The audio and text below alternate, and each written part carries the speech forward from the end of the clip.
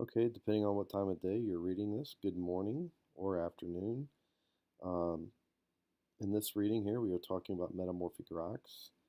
There's only one key question listed here, and we're actually going to answer a total of three. Not sure why they're not listed here, but doesn't matter.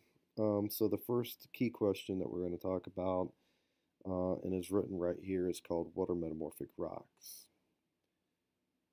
So, what are metamorphic rocks? You may be surprised to learn that heat can change rock like, like a hot oven changes raw cookie dough.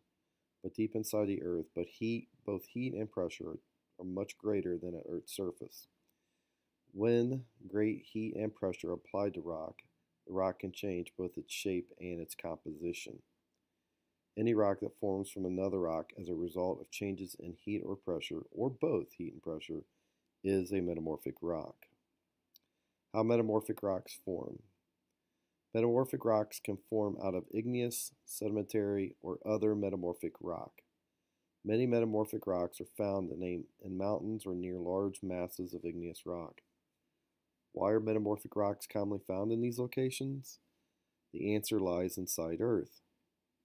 The heat that can change a rock into metamorphic rock can come from pockets of magma. For instance, pockets of magma can rise through the crust. The high temperatures of these pockets can change rock into metamorphic rock. Collisions between Earth's plates can also push rock down towards the heat of the mantle.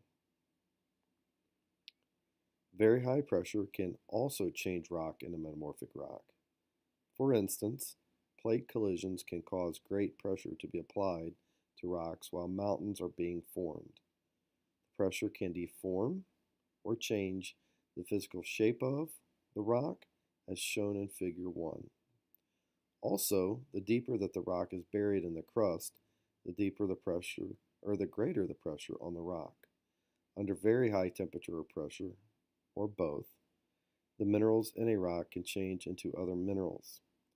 At the same time, the appearance, texture, and crystal structure of the minerals in the rock change. The rock eventually becomes a metamorphic rock. This is deformed metamorphic rock in eastern Connecticut. Kind of a cool picture there. Pretty big rock. This lady's standing here and that thing just dwarfs her. How are metamorphic rocks classified? Or how metamorphic rocks are classified? While metamorphic rocks are forming, intense heat changes the size, shape, and grains or mineral crystals in the rock. Extreme pressure squeezes rocks so that mineral grains may line up in flat, parallel layers.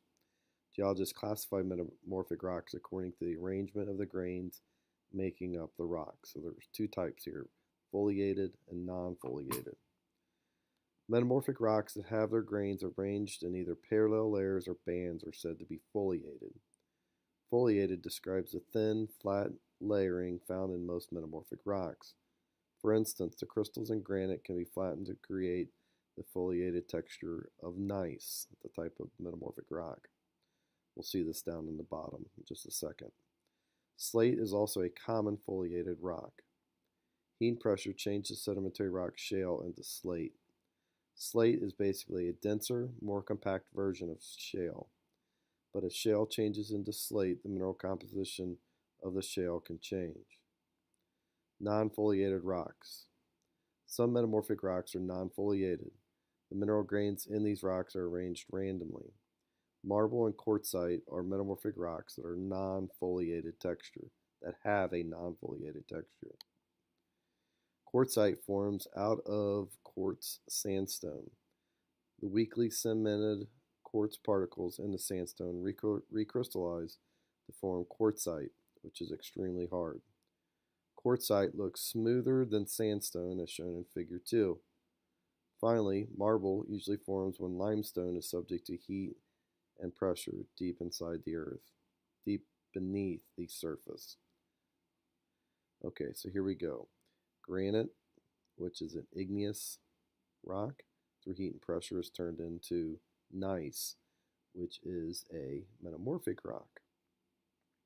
Sandstone, which is a we just learned in the last lab, a sedimentary rock, through heat and pressure, is turned into quartzite, which is a metamorphic rock. You see these colors here, this banding, that is what we call foliation, okay?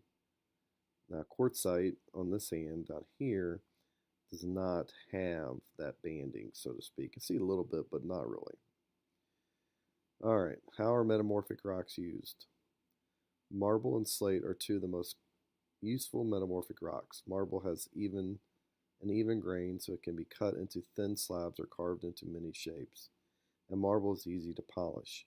So architects and sculptors use marble for many statues and buildings, such as the Tower of Pisa. Like marble, slate comes in many colors, including gray, red, and purple. Because it's foliated, slate splits easily into flat pieces. These pieces can be used for roofing, outdoor walkways, and as trim for stone buildings. Metamorphic rocks, marble, and slate are important materials for building and sculpture. Okay, boys and girls, that's the reading for today. Have a great rest of your day. Take care.